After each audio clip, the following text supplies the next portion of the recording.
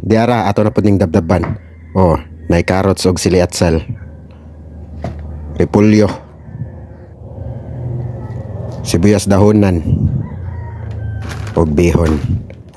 Mao na to recipe bihon. Wa man to na kumapost ang video last time. Nay sibuyas ug ahos.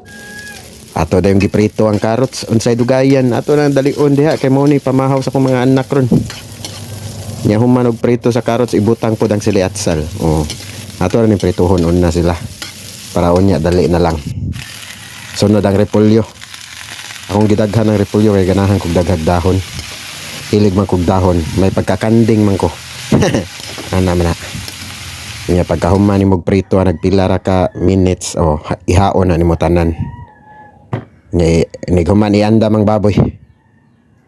Nighuman og anda mo dara giprito na pud. Ato ra ning ipa golden brown para dali na lang luto-luto na siya ba. Iniglunod na to sa uban. Gisa na to ang sibuyas. Nighuman sa sibuyas ibutang pud ang ahos. Gisa. Mikos-mikos dayon na nimo. Nya gisabawan. Ako na ning gitimplahan, wala na ko mabidyohi.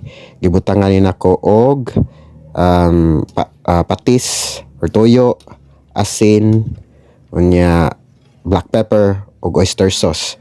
Nya tubig dayon us kalitro. Diara bukal na. Butangan diyon og bitsin gamay, nya ilunod dayon ang bihon. Pagkalata sa bihon gibutang balik ang katong mga utanon. Mix dayon na diha. Ukay kay para maluto na. Wa na. Almost done na.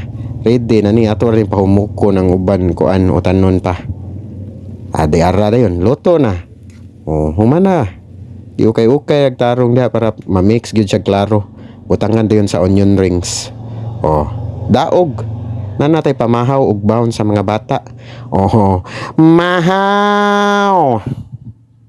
Dali ra kaysa. Sige bye.